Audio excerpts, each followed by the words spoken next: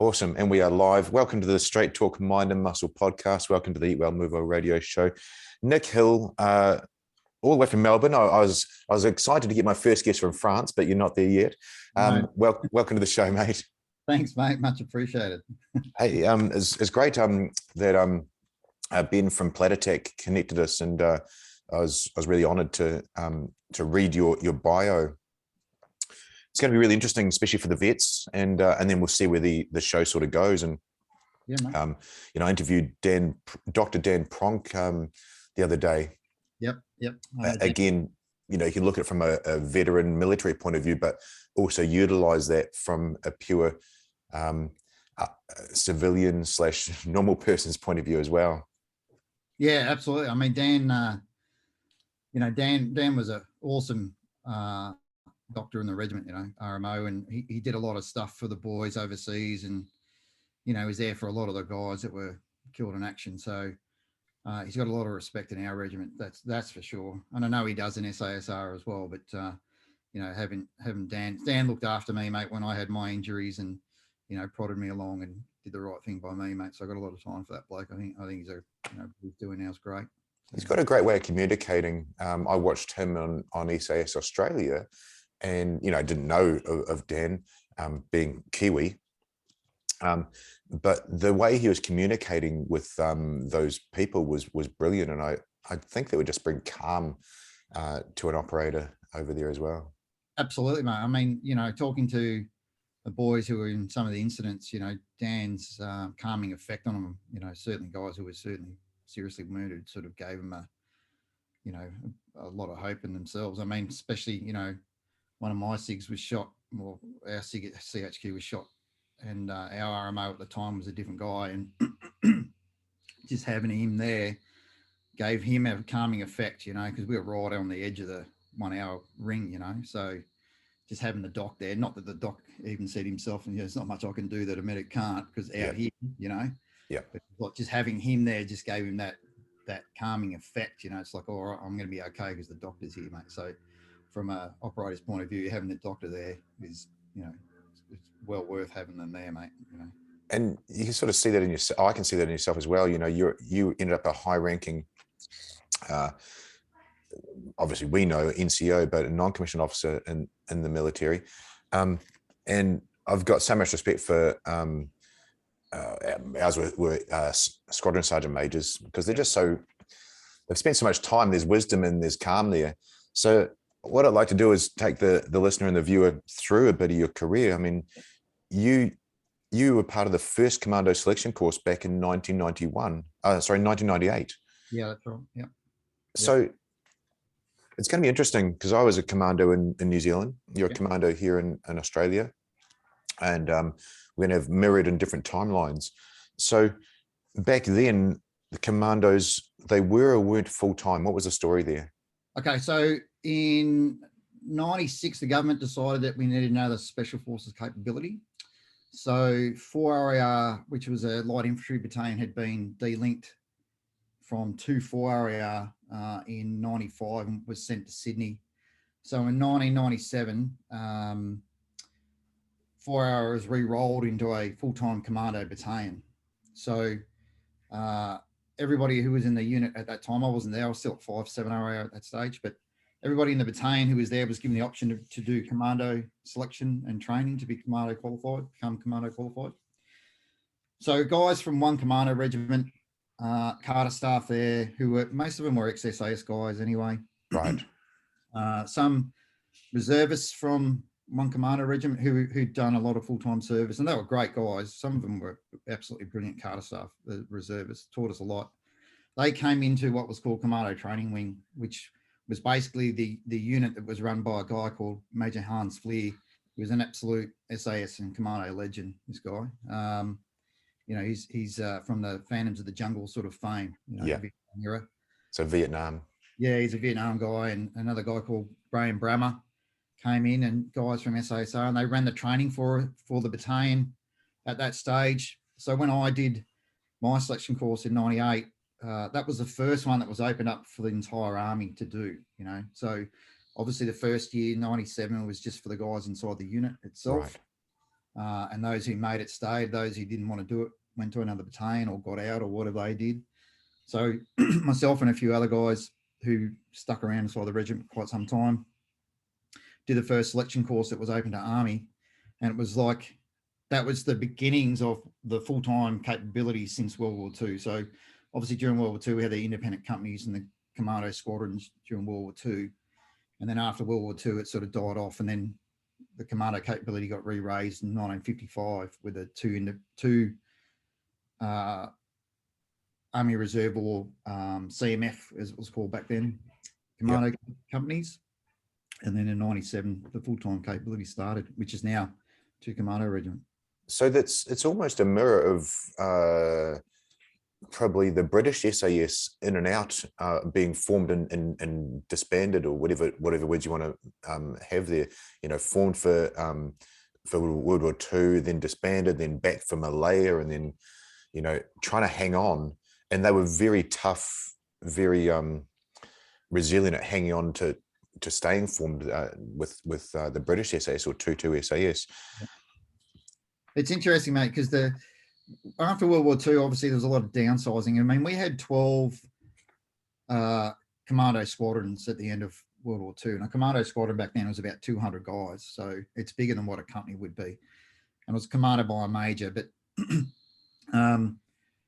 you know, after the war, everything got disbanded because, you know, everybody's thought process was different. So when they re-raised the commando capability, that was before the Australian SAS was actually raised. So Australian SAS was raised, I think, 1957. Right. Majority of the Carter staff that came from 1 and 2 Commando, who were majority of them are all World War II commandos, actually helped raise the SAS company back in 1957. So, oh wow, yeah, and that's how it started. You know, that majority of the guys that came from the World War II and the 2 Commando companies, 1 and 2 company, helped raise the SAS company back then. And then, you know, SAS obviously took off and is what it is today. So in 98, when you were part of the first separated selection course, how many started, how many finished? I think there was about 140 of us that started from memory. And by the time we finished the selection course, I think we were down about 40. Down to 40. And then how many made it through the training? I think there was 20 of us that marched into the company at the end of it. So 20 out of 120. Yeah, out of 140, yeah. 140, so yeah, I'm not sure how my maths is going to go on the fly, but That's okay, mate. I'll show my weaknesses. Hey, that's interesting. And what was the role in 1998 of the commander of an Australian commando? So our role back then was pretty much to conduct, you know, direct action strikes.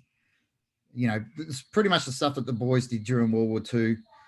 Bit of, you know, not so much clandestine stuff, but the idea originally was that was eventually we would take over the counter-terrorism role from SASR, because they were obviously shifting focus away from that stuff and doing other things. Yeah. So, and, you know, the roles that SAS had, there was, you know, just too many for them to fulfill. So obviously the government decided that we needed another capability. So mainly our task was to support SASR, not in the role of like a coordinate search of things, but, you know, they could find a target, we'd hit the target. So doing, you know, raids and amphibious operations, lodgements, beachhead security, all that sort of stuff for amphibious lodgements and things like that. So that was the basic sort of thing that we were doing at the beginning. And then obviously as time progressed, it sort of exploded. Yeah. So that you really maintained that classic commando role that you'd done from 1940s World War II onwards, but in a more modern era. That's interesting, because it's literally the reverse of what we did in New Zealand. Look, I'm really intrigued that you're writing a book of your experiences, and, you know, this outlines, the synopsis is a phenomenal read. I was stunned when you sent it to me, so thank you. What an interesting role. So did you do Timor as a commando? What happened there? If we're jumping forward sort of 10 for about 3 or 4 years? Okay, so what happened is originally we were going to be inserted when we went into Timor in '99, but politics and whatever gets in the way of things. So in end of 2000, we were re-rolled into a light infantry battalion to deploy to Timor. Right. We were going to take over from one area in April of 2001, but we still kept 2 commando companies, which was Bravo Company, which is the company I was in, and then Charlie Company. So we deployed with 4 companies. 2 of them were commando and 2 of them were light infantry companies. So Alpha and Delta were the light infantry companies, and Bravo Charlie were the commando companies. So our CO, a bloke called JJ Sembleman, who eventually became Commander Special Operations, he was a massive, massive fan of commando operations because, you know, he came from SASR, realised the capabilities that we could do, and he used that extensively while we were on operations over there. Obviously, we were part of the UN, but we could still operate the way that we always did. You know, we're doing always operating in our 6-man commando teams or 12-man sections or whatever the case may be. Yeah. Just to maneuver around, and the psychological effect that had on the Indons on the west side of the border, knowing that there's a commando battalion on the other side, they're like, shit, okay, you know. And we never had any dramas. We had a couple of incursions ourselves, but nothing really major. But you know, JJ was really good the way that he just used the psyops on them, and you know, allowing us to do our bit to run across the border or do the border operations that we needed to do. And you know, I mean, it wasn't the traditional commando style, but that's how we operated. We certainly operated that way. And one thing that I'm writing in my book, Bravo Company was up in the mountains.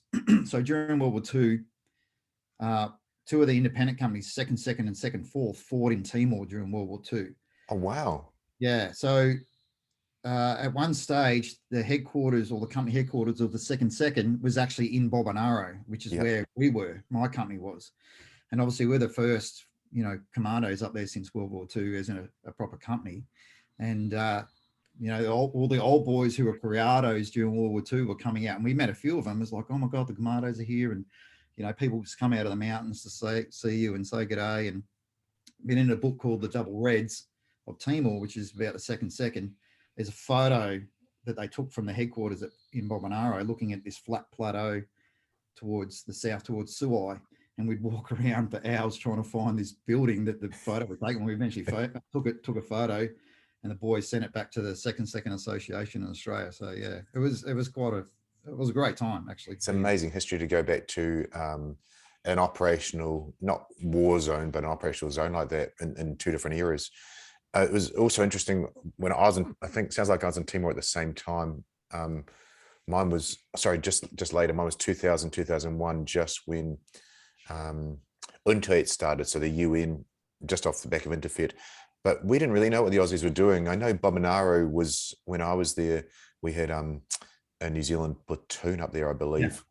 Yeah. So when we first got up there was a big Kiwi, you know, symbol on the wall up at Bobonaro, and one area had only just taken over the location just before we got there. So originally, yeah, it was part of your AO, and then we were one area was in there just before us, and then we took over. So we quickly painted over that.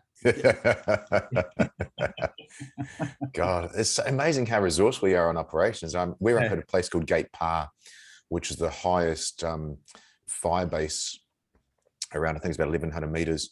And with the, I'm painting a picture for the listener, not us, but with the rains, it's just a mud bath. And we ended up making our own concrete and getting wood and making like paving through the place. You know, what you make inside those little huts and things. It's phenomenal what you can get done. Oh, absolutely, mate. Yeah. I mean, we were saying when we came into Bobonaro, there was not a great deal. Obviously, one area didn't want to do much because they were leaving within a month, you know, and so when we came in, you know, we had, you know, drop toilets and there was bucket showers and things like that, you know. Yeah. So by the time, you know, we'd left there when 2RAR came in and took over from us, we were, you know, we had flushing toilets and we had proper showers and we had, you know, a massive kitchen made. And so, you know, we had our engineers come up and spend weeks and weeks up there building stuff for us because it was going to be a permanent base. And funny enough, I went back there in 2017. Was the first time I'd been back there in 16 years, and it was like none of that stuff's there except for the main building, and it's now a high school. Wow. Yeah, it's a high school. I'm like, this is awesome. You know, to see what we used to have is now a school for kids to learn in. That's awesome. literally the reason we were there to Yeah. reconstitute them. That's excellent. Yeah, it was good. We've sort of got about a 3 or 4 year period there, starting proper, one better word, the proper self-sustaining commando unit. What was your relationship with the Australian? I say again, these words, I sort of translate the words so the listener can understand them, but with the Australian SAS, what was the relationship like there for that 98, 2000 sort of time? It was it was a lot of rivalry, mate. Yeah. A lot of rivalry. I mean, the interesting part that I found out of all of that was the fact that the guys that actually came across from SAS to do commando training wing and run us through our cycle and our courses and things like that actually walked away with a lot better understanding of who we were, because a lot of it was like, oh, it's the little kids on the block and this sort of stuff and blah blah blah, and it's like, well, actually, I don't think you even understand your own history, mate, because you came from where we began. So there was a lot of rivalries and a little bit of jealousy here and there, and things like that. But ultimately, the biggest thing was we were there to do two different jobs and support each other when we could. And once guys actually came across and actually saw what we were doing and had a better understanding, it was like, oh shit, okay, well, now I can understand, especially from a commander's point of view, I can understand how these guys can be employed and how we can use each other, and same with us with them. I mean, everybody had a sort of like a basic understanding what SAS does, but when you actually went across and saw what they were doing, you're like, okay, well, I've got a better understanding now, so yeah, I mean, there was always rivalry there. There's still rivalry there today. It's, just like you guys and the SAS squadrons, over there. So it was, there was always, some of it got a little bit, heated and nasty at times, and that was just driven by individual people and personalities. But generally, it was pretty good. Not all the time, obviously. Yeah, I was wondering, because of the exactly that, you've told the story well, the history, the genesis of SASR and then to commandos. Moving on with your operational work, you did some training, you went to America, but then you ended up in Iraq on operations. Is that correct? Yeah. Before that, I was on CT duty, but yeah, so I went to Iraq. Can I pause it then, please, because that might paint a picture going into it. I do actually have a framework for this line of questioning. So you guys did have CT duties. So again, for the listeners, counterterrorism, that's literally hostage takers of the airplane, and the guys in black go in when it all turns to crap and we go and rescue the hostages. So that wasn't the role of commandos when you started, but you guys did get CT duties. Is that correct? Yeah. So when we started, that wasn't what we did, but it was sort of the plan in the future. However, after 9/11, that pretty much changed everything. I mean, the entire world, as you know yourself. So we were still in Timor, and there was a few of us that went back to Australia early to commence the build-up training to start the TAG, the second tactical assault group. So what ended up happening was, because of the incident in 9/11, Australia decided it's going to have two counter-terrorism capabilities, one on the west and one on the east coast. Yeah. At the time, SASR was doing both, and then obviously rotating into Afghanistan as well at the beginnings. So we came back early, and then in beginning of 2002, we started the build-up for TAG East. So myself and 40 other guys ended up doing the course over in Perth, and at the end of it, there was 15 of us left. There was 9 commandos and 6 Navy clearance divers at the end of it, and that was pretty much the crux of how we started the TAG. And then we spent the next, we became operational on the 22nd July 2002, and we just boom exploded from there. Massive what funding can do, and like that. So SAS went back to having one tag. We took over the counterterrorism role on the east coast of Australia, and yeah, we just grew and grew and grew, and then it is what it is today. So I think that's probably the perfect place to dive in to the counterterrorism side. So first off, you're saying SASR was supposed to go from the west coast of Australia to an incident on the east coast, and the job is to rescue the hostages. The sheer air travel alone is 7 hours. mm-hmm. I mean, that's illogical when someone's got a gun to your head. But then what you said there, 41 started the CT course, and then only, what do we got there, 15 passed. Mm-hmm. That shows, I mean, again, you and I know, but that shows how tough that capability is, how the type of person that can do that work, that extreme pressure to be able to save someone else's life in that extreme environment it's tough to get through that training, isn't it? Oh, absolutely. I mean, again, the SAS guys, and rightly so, didn't give us any quarter whatsoever. No. So like, they set a very high standard. And one of the guys that was one of the instructors on my course, on our first CQB course, he is a brilliant instructor. And he really taught me how to shoot, especially pistol. Really, really taught me how to shoot properly. And him and I became really good friends. And it was like, he's like, you got to understand that we've got a reputation to uphold here, and you guys have got to take over a capability that we've had since 1981. And I'm like, I get it, mate. It's no problems here. I said, I get what this is all about. We're stepping into your shoes, taking over a capability that you've had for such a long time and mastered it, and it's, world class, et cetera, et cetera. So I don't have an issue with what's going on, and how you're being towards us, because you have to maintain something. A lot of people didn't understand it, and they just couldn't get to, the standard that they wanted. So, I mean, they were harsh, mate, about the way we did things, and, safety breaches, and, lasering each other and all this sort of stuff. I think one of the things that we did have an advantage is obviously part of our commando reinforcement cycle. We did an urban operators course, which was nothing like the CT course at all, but taught us to shoot, taught us in combat, lasering and all that sort of stuff. So we had that sort of from the get-go understanding, but like the standard they had was just through the roof. And it's like, okay.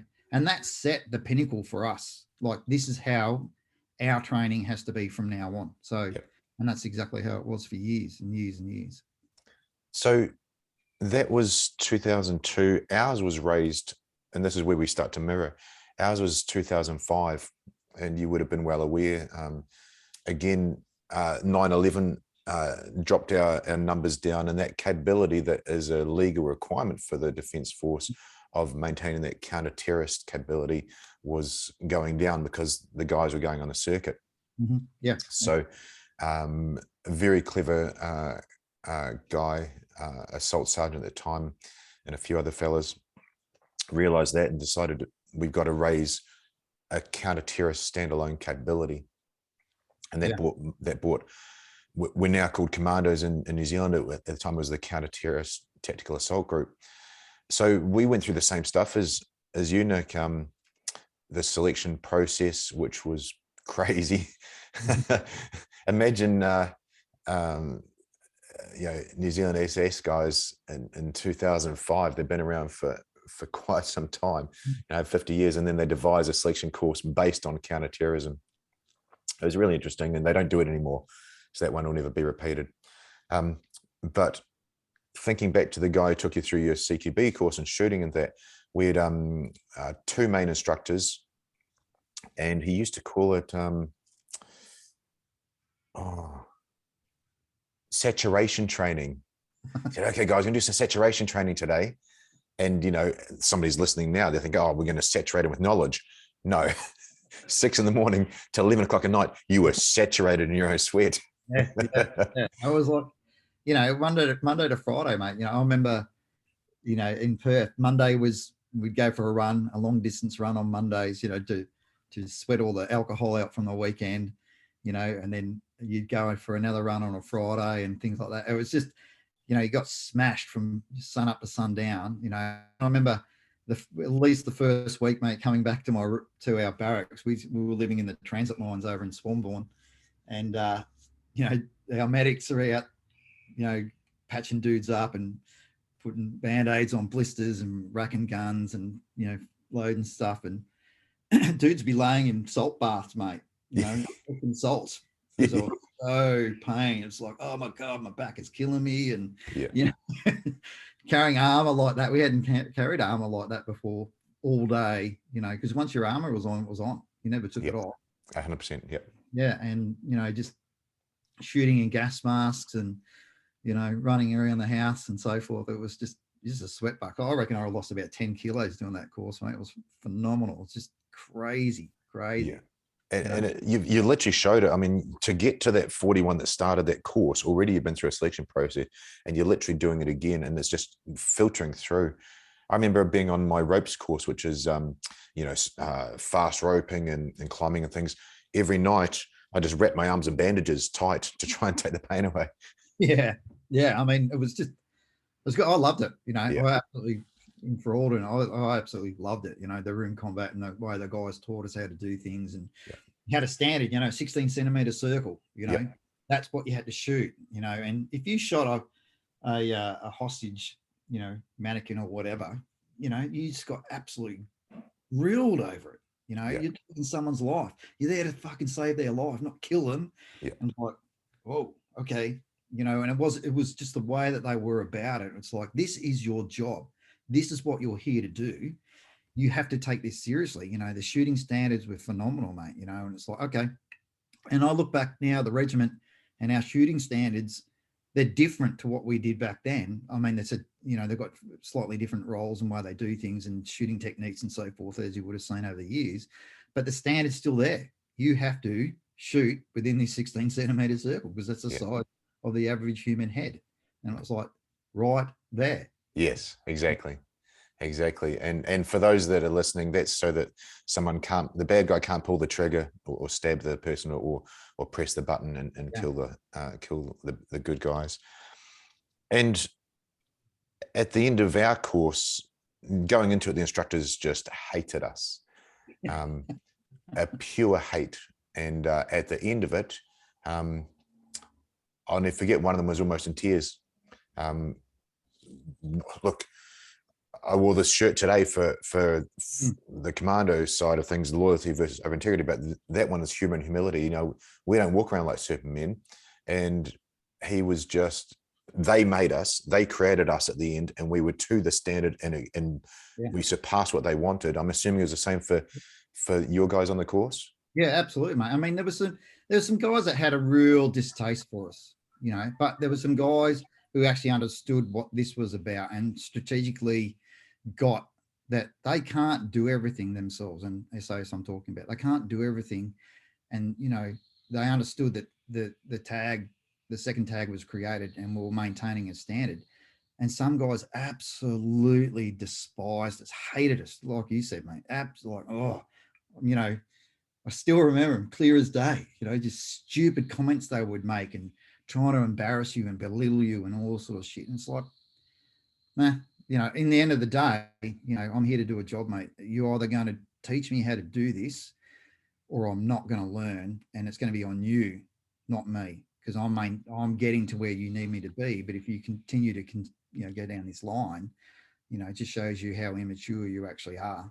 And it was like, when we finished the course, because we spent 6 months building the tag before we actually went operational. So we finished the CQB course with the 15 of us, and then we went straight on to our roping course and DEMS course and driving and MOE courses and all the rest of the stuff that we're doing. And then there was 6 of us that actually went away and did the CQB supervisors course to start the supervisor capability within the unit.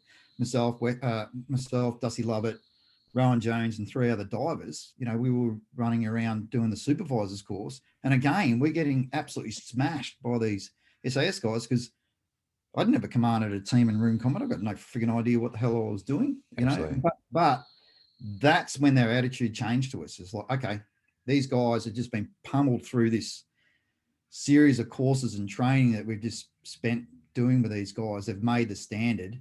Okay, let's teach them to be commanders now. And that, I really enjoyed that part of it as well. So, we had guys from SAS, Matt Stevens, who's now a lieutenant colonel, full colonel now, who is our troop commander. He came across from Perth.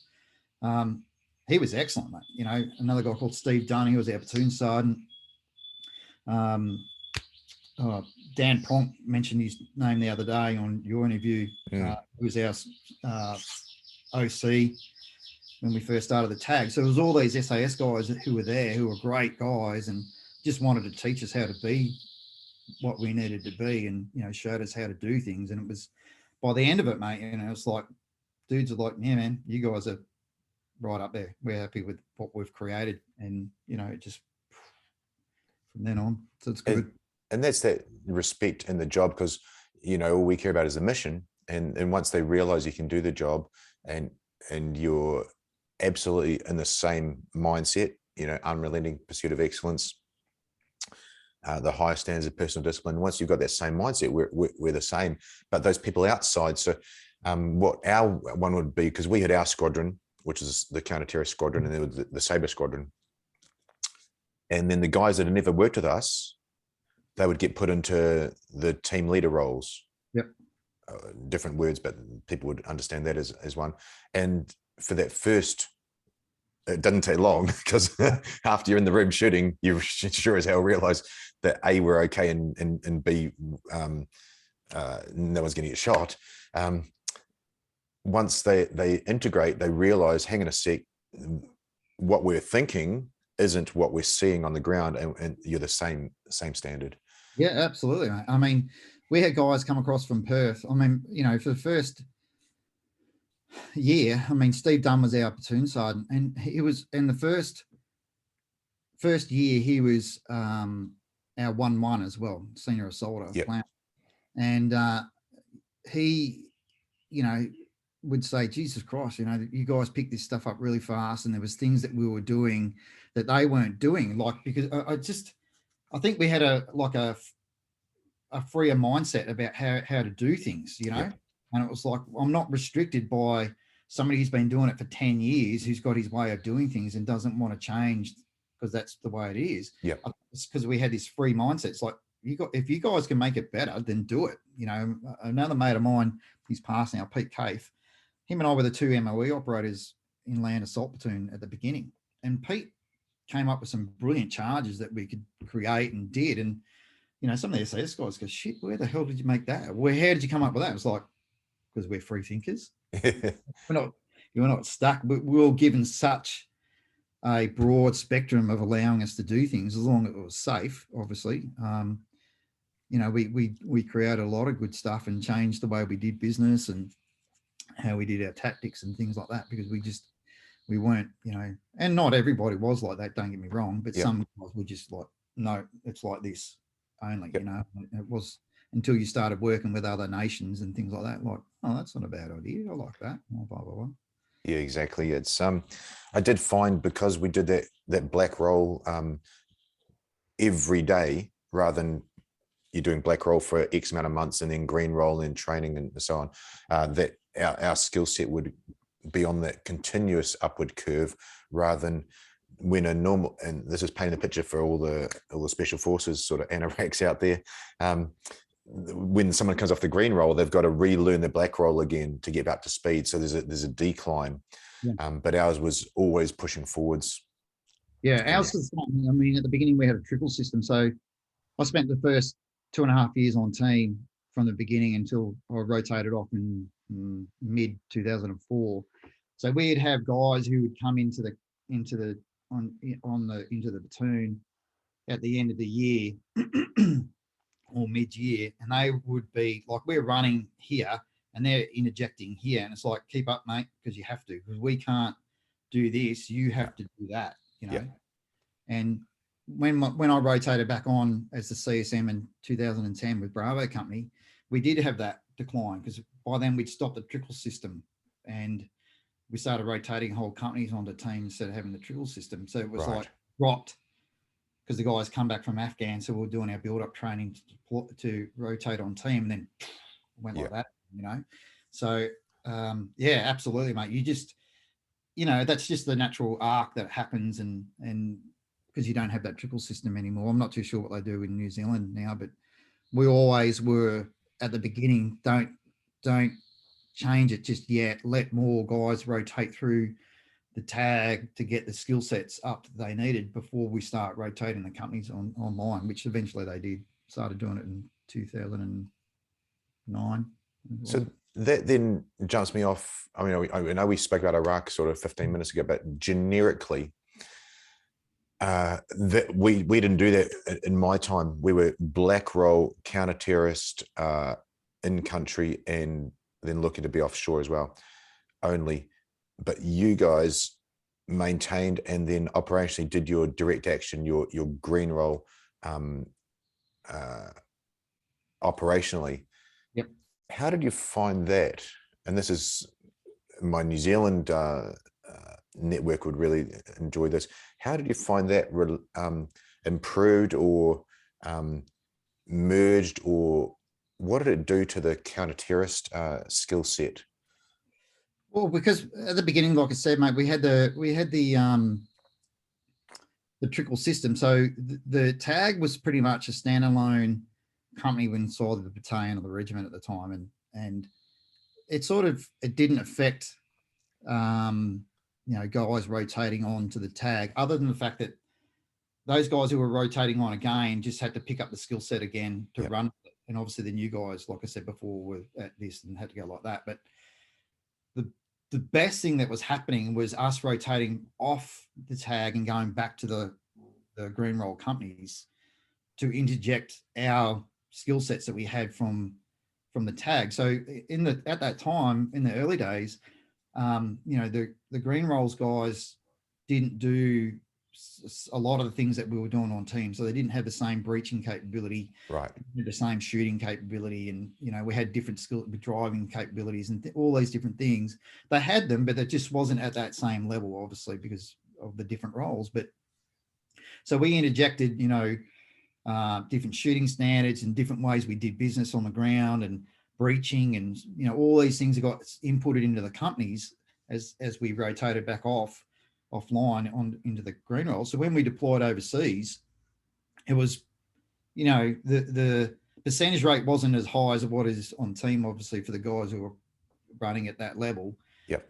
But the guys eventually picked up, and then when we started doing the rotation system, the company, it just went through the roof. So, you know, to transfer it overseas, it was pretty much, there wasn't a great deal of difference rotating off CT duty later on in time. Like when I was the CSM of the tag, when we rotated off as the whole company, and we're building up to deploy to Afghan. And the only mindset changed was we didn't wear black anymore. We wore multicam. Yeah. So a lot of things we were doing on team, we still carried with us, but obviously some of our tactics changed because we were deploying overseas again. So what I'm picking up is overall complementary. Oh, absolutely. Absolutely, mate. You know, it was a case of the best thing that happened at the time was to allow guys to rotate off team into the companies to help build up that capability, and then get the whole rotation system going on from guys coming from war roles back on team, back into war roles and things like that, because it just maintained that capability. Obviously, you had a standard drop because you're not trickling through it. Yeah. But you know, overall, it was better for the whole regiment, definitely. So that's really when commandos are being exposed operationally, getting such a fast learning curve and operational experience, pushing on, you know, your CSM, and then off to battalion regimental headquarters. You looked at the commando trade model, and that was the issue we had. We'd gone in to do a job, but now where do we go as a full career? It looks like you guys have gripped that up well, and you're actually creating that trade model, and that's what I mean, those career stepping stones. Is that what your almost legacy was there at the end?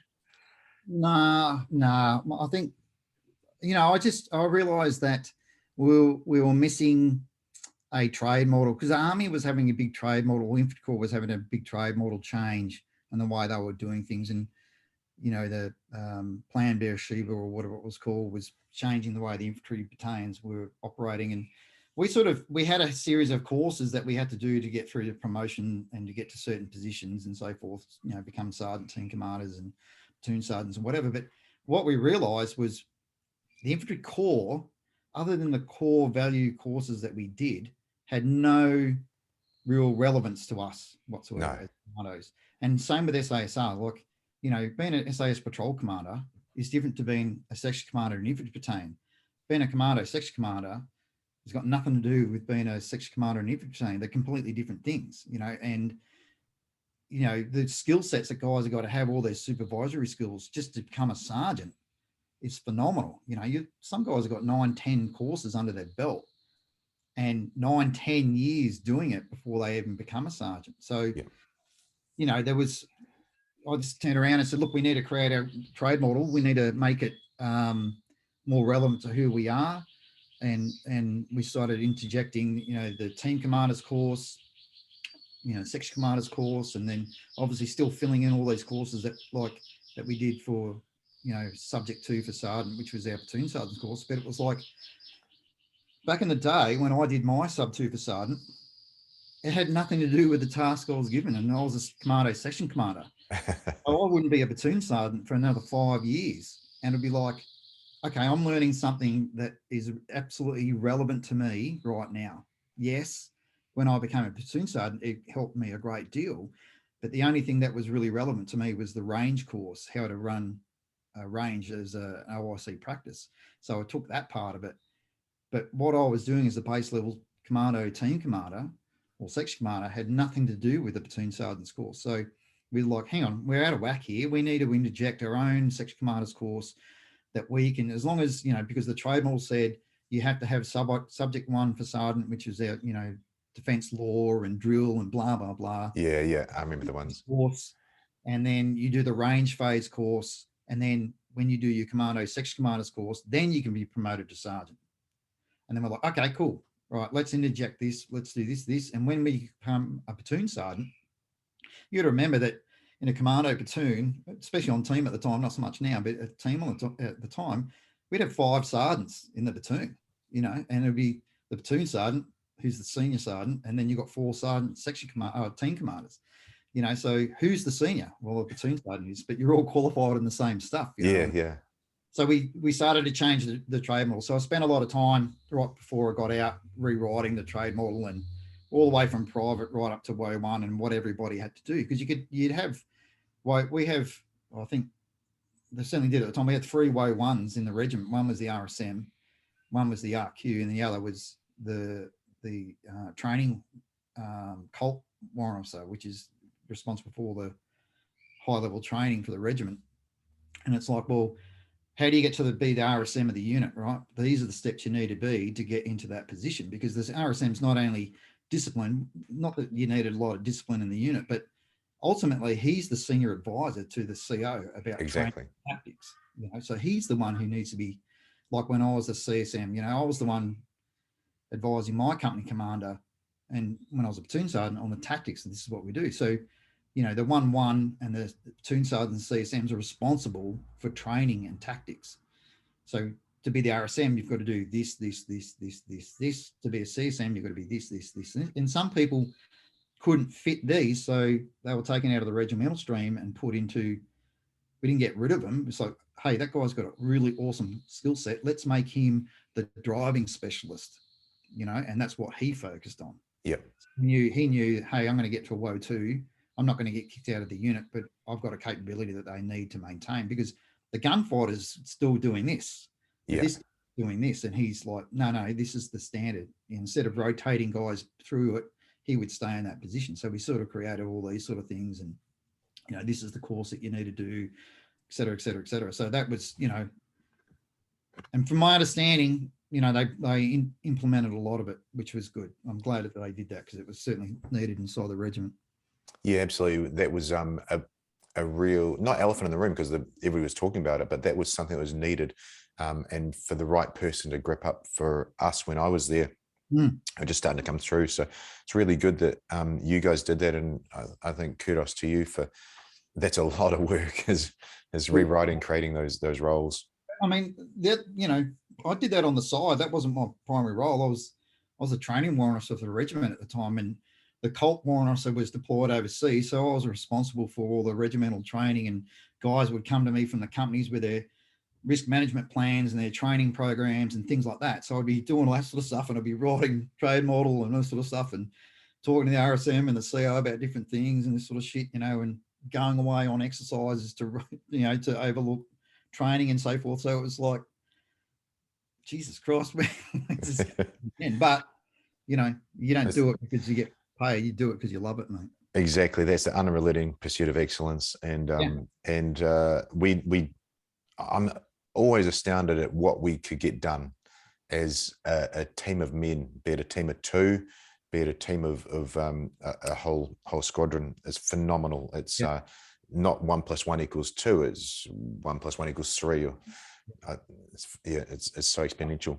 I agree with you, mate. Totally. I mean, I think I'm lucky in my entire career in SF and Commandos. I was always blessed with having really good, positive operators and staff around me, you know, that to help create the things that we did. You know, like you said, it doesn't take one, it takes a whole team to create it.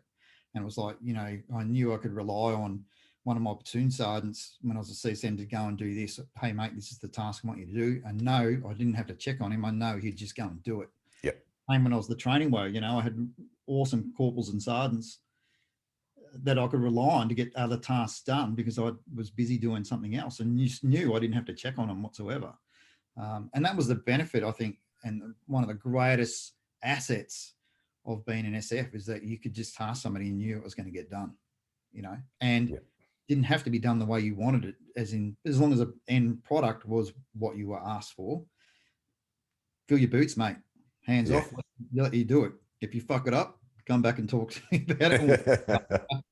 And on the other side, when you receive that that task, and I don't say auto, receive the task, you're literally bursting at the seams to get it done in your creative way, and that sense of achievement. Absolutely, mate. Yeah, absolutely. There's probably two small subjects I want to touch on, and then finish off on you and your book and where you're going now.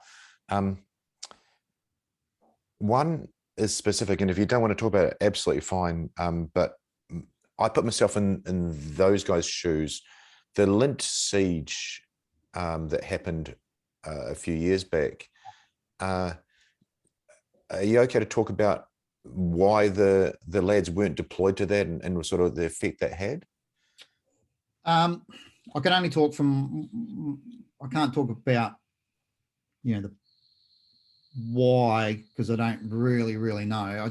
I'll say what I think happened and from what I've heard. Yeah, I think I was in Sydney at the time, and one of my sergeants, when I was a CSM, he was a CSM of the tag, and there was guys on the ground, but they were there as, you know, allos for the PAG and, you know, the police group and all that sort of stuff. So the impression that I got out of this, and this is my personal opinion, and a lot of people have said the same thing, is it was a dick measuring contest.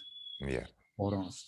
And to be quite, you know, funny enough, not long before the incident, I was actually in Channel 7, which is right opposite the Link Cafe, talking to a reporter about they wanted to do an interview with myself and another guy called JJ Carl. And we were actually just standing at the glass looking out towards the Link Cafe, and that glass is bulletproof. So, and we know it is. Yeah. So it's because, you know, when you're doing the CT stuff, you have structural representation in pretty much every building in an area, and you know what they're made out of. And I just asked them, what's the glass made of? Oh, it's bulletproof. Okay. So there's capabilities that some agencies just don't have, for one, because they just don't have it. And personally, I just think it was, you know, a lot of it was a dick measuring contest, and it just personally didn't need to happen. I mean, funny enough, when I was a platoon sergeant on team in 2007, just before we had APEC, we did a tactical site survey on the Lint Cafe. Yeah. Because up the road, George Bush was staying in the hotel. So we were doing tactical site surveys on the majority of the buildings. And we and my team did one on the Lint Cafe. So I knew that building inside and out. Yeah. And it's like, you know, just watching what happened. Look, they did the best that they could, mate, you know, but, you know, I'm not, always didn't get to use it. Yeah, exactly that. You know, the operators on the ground that did that job, they did the best they could with what they could had at the time. But what I saw and still see in general in Australia, because you're not an Australian police force, you're not an Australian government like New Zealand, definitions are blurred. Ours is very simple, and I'm literally putting myself back in the lecture room in week one of what the hell are you doing here after you pass selection, after on what we called our employment training, which was the definition of a terrorist incident. Yeah. And when it's defined as terrorist, it's defined. It's not, oh, I think this is. Definition is from memory in law, so I'm not giving away secrets, is any person who uses the threat of violence or actual violence to coerce a people or group to achieve a political or religious objective, roughly. If it fits that, police are gone, we're in. Yep. That's the definition. And I think when you're saying dick measuring, you know, translating that for normal people, the police were trying to hang on to the job and do the job. And when I say police, I mean police commanders. Yeah. When in New Zealand, I would hope if it was defined as a terrorist incident, it's handed over straight away to us. We'll take control and then hand it back to police when it's something that's safe. Yeah, I mean, we had, and now the law's changed in Australia, but we had an unwritten rule that, you know, when it was classed as a terrorist incident, it would be handed over to the tag through government back down to the defense, right? So, and the fact that we had the world's class counterterrorism capability 45 minutes away, and it wasn't employed to resolve an incident is mind-blowing for me.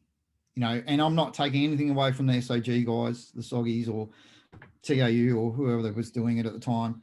A lot of those guys are our guys, and, you know, one Commando Regiment reservists, you know, so a lot of them have been through the similar training, and they did the best that they could, don't get me wrong. But in the end of the day, they are, one, police officers, two, they have a different job. They're not doing counterterrorism all the time. They're obviously doing hostage, you know, some dude with a knife with his or warrants, all those things, high risk warrants, or whatever the case may be, and that's awesome. But you've got a counterterrorism capability 45 minutes away, the best trained in Australia and, you know, arguably in the world, and you don't employ it.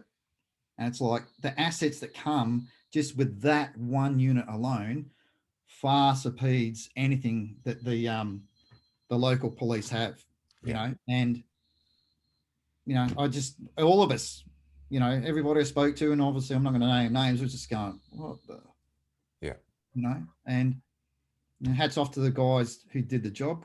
You know, you did the best you could, guys. You saved the lives of a lot of people. Unfortunately, some people passed away, but you did what you had to do, you know. So, and speaking to some guys who were there on the ground from the TAU, you know, they're just like, so yeah, unfortunately, but you know, that's my personal opinion.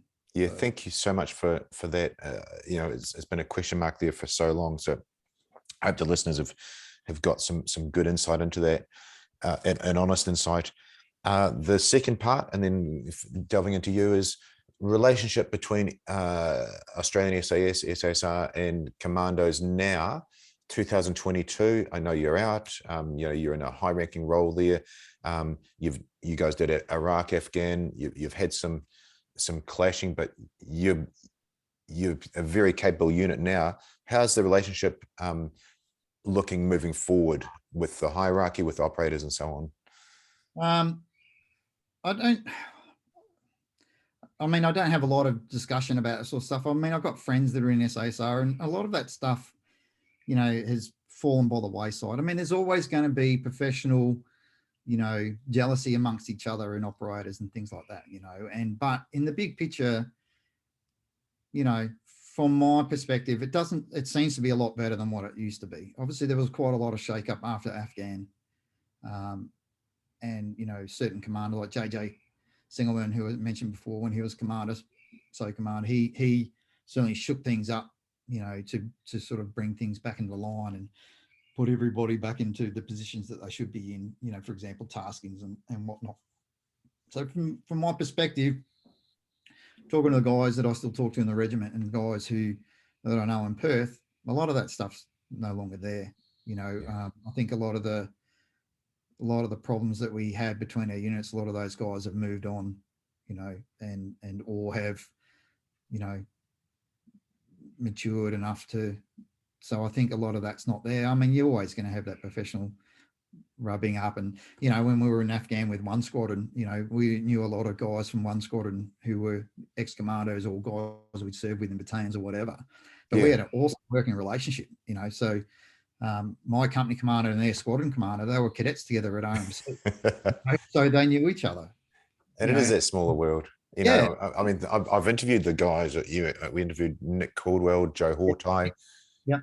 Considering you did the first course, they would have gone through under your training. Yeah. And then they moved on to SASR. That's good. That's really a nice positive note to sort of tie that in a bow. Moving forward, 2022, we got some things on the horizon. It's great to see that special forces units in Australia, different units can look forward positively. I think they can, mate. Like I said, I just talk about from my experience. I mean, obviously you're still going to have issues between individual people, but in the big picture, I think everybody's, moving forward for the better, to create a better command and a better, working relationship, and like I said, the biggest thing that I have ever noticed is guys who have never been to commandos who come from SASR, when they come across, they actually go, holy shit, the capability that it actually has, because we work in a much bigger scale than what they do. They're pairs and troops and, teams, where we're working generally in platoon up sort of size. I mean, we work in team too, but that's how we generally operate. So they see it from a very different perspective, and they realize that, okay, this is what these guys can do and we can do for them, and so forth. And we were going to do a mission in Afghan that was going to be both us and SASR to do a mission. It didn't come off, but it was like, yep, they found the target for us. They were securing it. We had 2 RAO doing the outer cordon, and we were coming in there to smash it and take what we needed and grab who we needed and go. Yep. That was how, when I came to Commandos, that's how it was supposed to be. Yep. That's exactly how we're supposed to be operating, and, there were times that we were doing similar things. And when we had people who came from SASR in the beginning, realize it's like, oh, okay, rightio, now we can understand how things can work. So I think looking forward, I think the two regiments will work very closely together on things. Yeah, it's good. It's nice.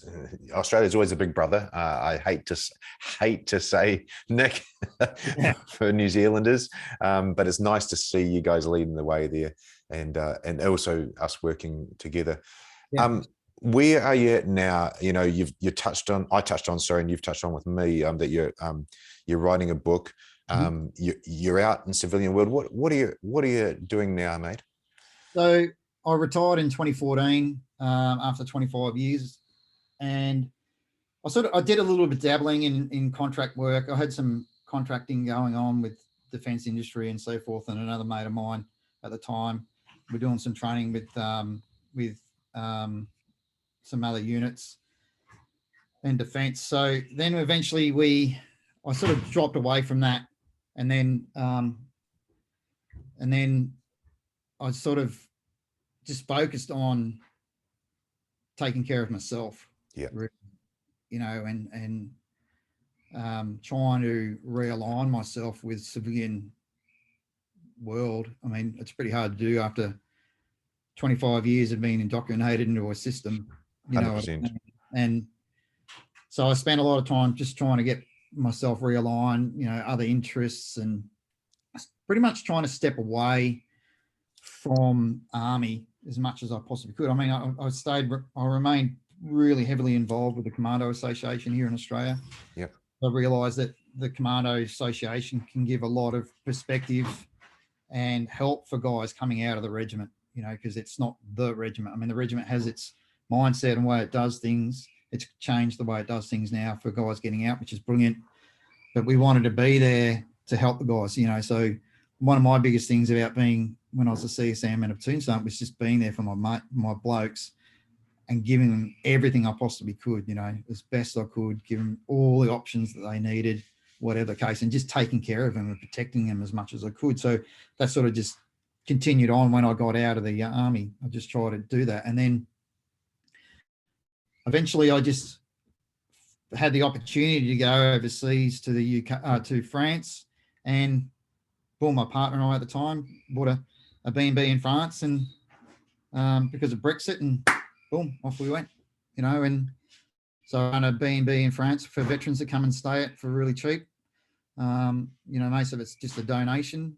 You know, I'm not there to make money out of it. I'm there to give guys an opportunity to get away, sit in a tiny little country village in France with their families if they want, you know, up to 6 people can stay in it. And, you know, I'm not far from the Western Front battlefields and the battlefields of World War II. And so that's my passion, you know, now, is just try and help guys as much as I can. I may have my own interests outside of that. I, you know, ride Harleys and I hang around with a bunch of cool looking dudes, and you know, we're all veterans and, you know, from all over the world. And we, you know, but that's my thing, you know, besides writing my book when I got time to write it. I've spent a bit of time writing it since I've been back in Australia at the moment, which has been good. It's talking to mates of mine that I haven't seen for years, you know, it's talking about incidents that we'd been involved in and funny stories overseas and things like that. And it's like, oh, I've got to write that down. So I recorded on my phone and then, you know, type away when I got home. Yeah. Brilliant. So that's what I'm doing now. Yeah.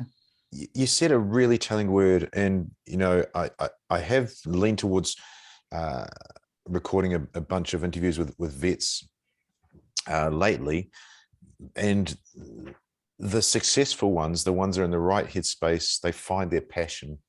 That's the word you used. Yeah. Because our passion in the unit is the job. Yeah. So it's great that your passion is to help people as much as you can. It's beautiful to hear that, to be fair, Nick, because that's where people are lost. And I've interviewed a few people that haven't aired, and they're not quite there yet. Yeah, I mean, I was certainly like that for the first probably two or 3 years. When I got out, I was really, really lost, and, you know, because I'd spent my life doing what I did, you know, and everybody knew me, you know, that's Nick, he's the commando. And, you know, kids would talk to my sons and they go, you know, guys who were in the unit, like, is that, oh shit, I know who your dad is, you know, things like that. So that's how people knew who I was. And then, you know, you leave it and it was like, you cut off, you know, so you're sort of fumbling around trying to find yourself and work out who you are and what you're about now. And I just found that, you know, I loved my time in the regiment. We had some really bad times as well. And, you know, it was when it was time to go, it was time to go, you know, and it's like, okay, what am I going to do now? I never had to work again because, you know, I was lucky enough to remain in the old pension scheme. And, you know, when with injuries and other things, you know, I was getting a decent pension. So I didn't have to worry about trying to find work. Yeah. But I just focused on writing the book, which was really a healing thing for me too, because it was some chapters that I've written about some pretty telling things that were happened to us, and, you know, guys getting killed and that sort of stuff. And it sort of allowed me to, you know, really become calm with it. And there's one thing that was always said to me by my psychiatrist, and he said to me, he goes, can you go back and change a single one of their deaths? I said, no, I can't. And he goes, mourn them when you need to mourn them, mate, but you can't live in the past. You can't change what happened. There's nothing you can do. And like that, I just went, you're right, I can't. I can mourn them when I need to mourn them, love them when, you know, I do like I do, be there for the other boys that are still around and, you know, being supported, and try and give them somewhere to go if they need to talk, you know. And it's just, that was what changed me. And it was like, okay, righto, that's what I used to do. I can't change what's happened. Love the time that I was there, but I want to be here for guys that need it when they're coming out, you know, because there's still a lot of guys that are coming out from our trips overseas. Not so much, they're not really, because they're still serving, they've still got that pump going in them, the adrenaline of all that sort of stuff that's going on, but eventually they're going to get out and it's like, oh, shit. Okay. You know, so just want to try and be there for guys and girls for that fact, and just give them something to go and do, and you not have to worry about spending a lot of money to do it. You know, it's cheap, and it's, you know, like I said, it's like a donation. Just come and stay. Let me know when you want to come, and if you want to talk, we can talk. If not, fill your boots. You know, whatever you want to do, and see a part of the world, man, that we've got such history in itself, you know. Oh, it sounds idyllic. It really does, that BnB you've got in France. So I've just finished the audio book, The Happiest Man on Earth. Okay, yeah. I highly recommend it. I always do this with anything I buy it. Like Dan's book, he sent it to me. Yeah. I've got through the first 20 pages. I've had a few days, so I needed to grip that up, but you got it. But I was hesitant. I started listening to the audio book, Happiest Man on Earth, and it's about a German Jew. I think he would have been 10 years old when the bad stuff started happening. He's got all the right in the world to be full of hate and anger and all things, but it's a beautiful listen, beautiful read, and he really is the happiest man on earth. But he walked through Dunkirk. Okay. I was literally thinking, we you're saying he's walked through that whole country trying to escape. Yeah. But the reason I bring that up, not only France and the history, is everybody says the same. Everybody that's at the place you are at, Nick. I remember the first guy who taught me was John Shrek McPhee, Delta guy. And then the author of this book, they let it go. Yeah. You said that's what I used to do. You've now found your passion, and it's something I'm still in the process of doing, but everybody's so successful at transitioning, whatever that means, they've learned to let that part of them go. And I think that's how you do that. Not sure. You've obviously done a great job, and it's beautiful to hear that you've provided the place for people to do that. But that seems to be the key to success. Yeah, I mean, I listened to Dan's podcast and quite a few of your podcasts you did with the Delta guys and so forth. And it's like, guys, I spent a lot of time in Germany, you know, with other veterans and guys that I hang around with all the time. And they're great dudes. And we all have the same thing. It's like, okay, you know, what do you do when you get out? Who are you? What do you do? You know, and especially the things that we were doing. It's like, you know, we're running up here 24/7. You know, you guys are running hot. Dudes are doing back-to-back tours overseas. You know, gunfights, blah blah blah, and then all of a sudden it's boom, gone, and it's like, okay, what do I do now? And it's just like trying to find that peace in yourself and that quality of life. And, you know, I'm just thinking I had the opportunity jump at me. So I took it and I thought, you know what, I'm going to do something completely different. I want to live a different life. I want to do something different. And I want people to be able to come and enjoy a part of the world that I'm blessed to be able to see. And, you know, I've traveled quite a lot around through Europe and, you know, the Western Front and so forth, and the battlefields in Germany and Poland and things like that, and seeing so much more of the world, you know. And it's like, I'd love for other guys and girls who are in a similar boat to be able to do it too, and not have to worry about paying shit tins of money, because I know how expensive it is. So, you know, that's my thing now. It's like, well, you know, it's there. Just tell me when you want to come. You know, man, that is awesome. Yeah. Awesome. I'll get the details from you, put them in the show notes. I'd love to chat to you again if you're open when you're looking to publish a book or release your book. Yeah. Because, you know, that's going to dovetail really well with this interview and push forwards. But look, Nick, it's been a pleasure to meet you and to hopefully get your story out well. Congratulations on being where you're at. And yeah, it's been great having you on the show, man. Thanks very much, mate. I appreciate it. And keep up the good work, man. I like listening to your podcast. They're not the same as everybody else's, mate. So it's good, you know, and you always get these veteran guys who do a lot of podcasts, and it's, you know, a lot of it's the same sort of thing, but, you know, I like what you do, mate. Keep it going. It's good. And thank you very much. Appreciate the offer to come on. Oh, thank you, man. That's kind words. Awesome. Well, we'll talk again soon. Absolutely, mate. Cheers.